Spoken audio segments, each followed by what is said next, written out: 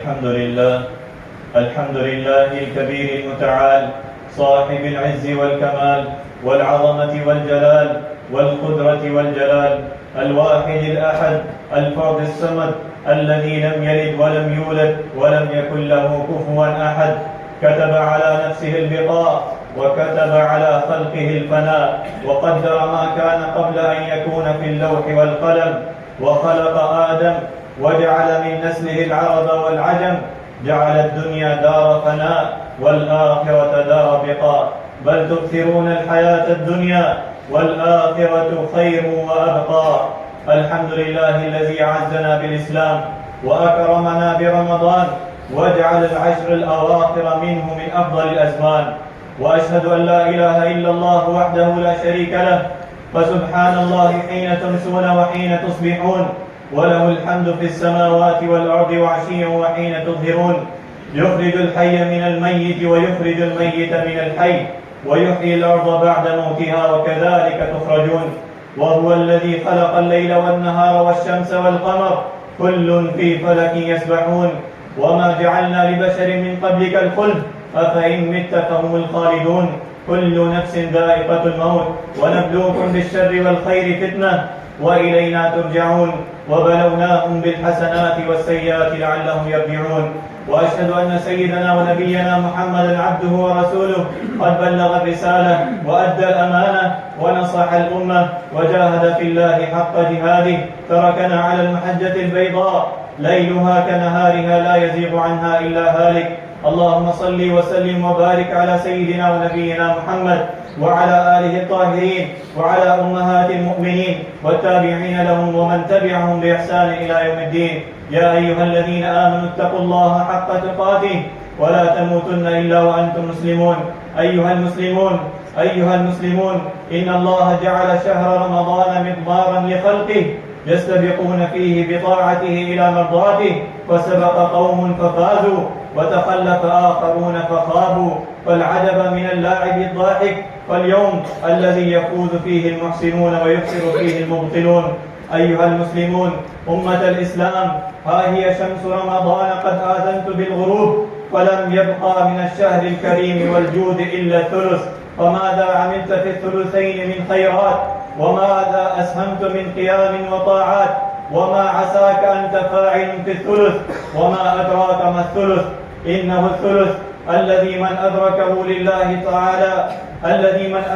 لله طاعان فقد حلت عليه الرحمات، وغفرت له الذلات، ورفعت له في الجنة درجات. إنه ثلث العباد، إنه ثلث القوام، إنه عشر الأواخر من رمضان. فيا عباد الله، للعشر الأواخر من رمضان عند النبي صلى الله عليه وسلم وأصحابه أهمية خاصة، ولهم فيها هدية خاصة، فقد كانوا أشد ما يكون حرصا فيها على طاعة والعبادة والقيام والذكر. فكما فضل شهر رمضان على الشهور، فقد جعل العشر الأواخر منه أفضل الليالي، واجعل أيامها أكمل أيام، وخص بخصائص عن بقية الأيام وليالي الشهر. ومن أظهر فضائل العشر الأواخر من رمضان وخصائها اجتهاد النبي صلى الله عليه وسلم فيها فوق ما كان يجتهد في غيرها. من حديث عائشة رضي الله عنها قالت: كان رسول الله صلى الله عليه وسلم يجتهد في العشر الأواخر ما لا يجتهد في غيره. وقال عنها قالت: كان النبي صلى الله عليه وسلم إذا دخل العشر شد مئذره وأحيا ليله وأيقظ أهله. أيها المسلمون، ومما كان الرسول صلى الله عليه وسلم يحرص عليه في هذه العشر الاعتكاف في المسجد، تفرغا لعبادة ربه وتحريا ليلة القدر. فالاعتكاف في رمضان سنة فعلية فعلها النبي صلى الله عليه وسلم في حياته، واعتكف أزواجه من بعده. وعن أبي هريرة رضي الله عنه قال: كان النبي صلى الله عليه وسلم يعتكف في كل رمضان 10 أيام، فلما كان العام الذي قبض فيه اعتكف 20 يوما. ومن فضائل هذا العشر وخصائصها إنه أنزل فيه القرآن: إنا أنزلناه في ليلة القدر. ووصفها بأنها خير من 1000 شهر في قوله تعالى ليلة القدر خير من 1000 شهر، ووصفها بأنها مباركة في قوله تعالى إنا أنزلناه في ليلة مباركة. يقول النبي صلى الله عليه وسلم وفي ليلة خير من 1000 شهر من حرمها فقد حرم الخير كله ولا يحرم خيرها إلا محروم، أو كما قال عليه الصلاة والسلام وإن الله تعالى يغفر لمن قامها إيمانا واحتسابا ما تقدم من ذنبه.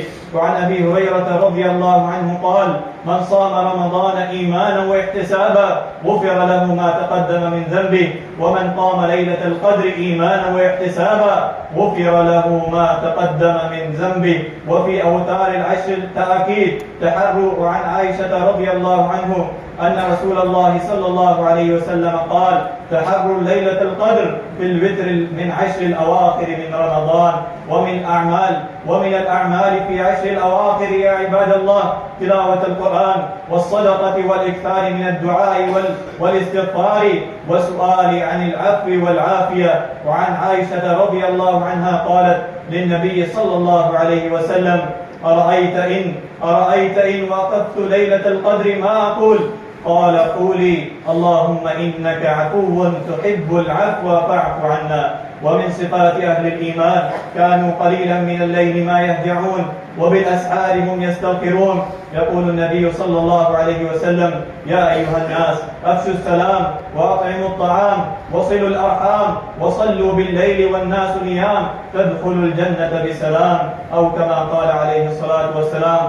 فيا عباد الله كونوا في صيامكم محسنين وعلى كتاب ربكم مقبلين وعلى المنهيات معرضين وإلى الطاعات مشمرين مسابقين في شهر شرفه رب العالمين. فأحسنوا الضيافة بالضيف الكريم وأحرصوا على سلوك الطريق الاستقامة لتظفروا بالنجاة من هول يوم القيامة وتفوزوا بالجنة دار الخلد والمقامة. أعوذ بالله من الشيطان الرجيم. إنا أنزلناه في ليلة القدر وما أدراك ما ليلة القدر ليلة القدر خير من 1000 شهر تنزل الملائكة والروح فيها بإذن ربهم من كل أمر سلام هي حتى مطلع الفجر. بارك الله لنا ولكم في القرآن والسنة ونفعنا وإياكم بما فيهما من الآيات والحكمة. أقول قولي هذا وأستغفر الله لي منكم ولسائر المسلمين من كل ذنب وخطيئة فاستغفروه إنه هو الغفور الرحيم.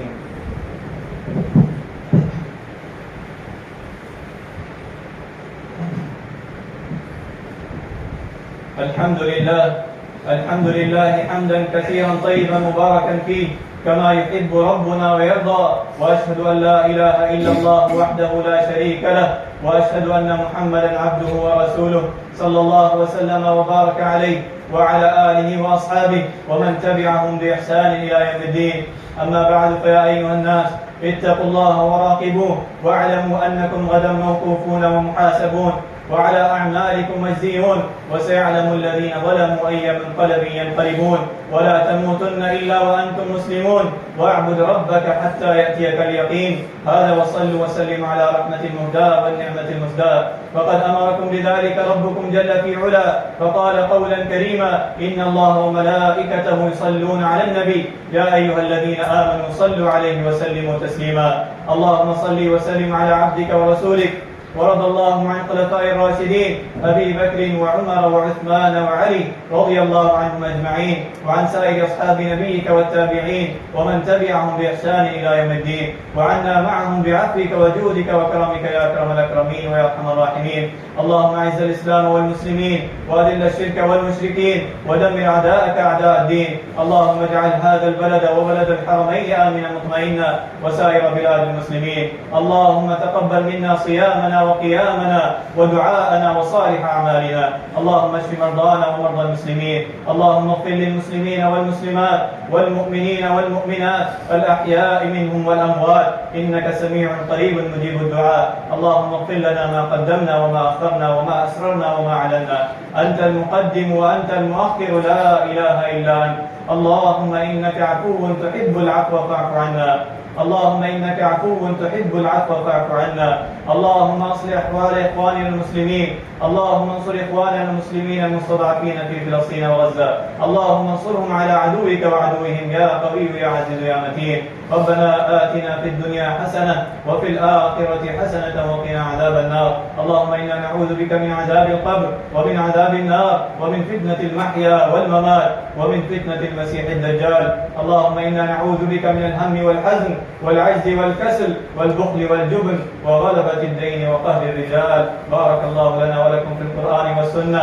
عباد الله، إن الله يأمر بالعدل والإحسان وإيتاء ذي القربى وينهى عن الفحشاء والمنكر والبغي يعظكم لعلكم تذكرون. فاذكروا الله العلي العظيم يذكركم واشكروه على نعمه يزدكم ولذكر الله أكبر والله يعلم ما تصنعون.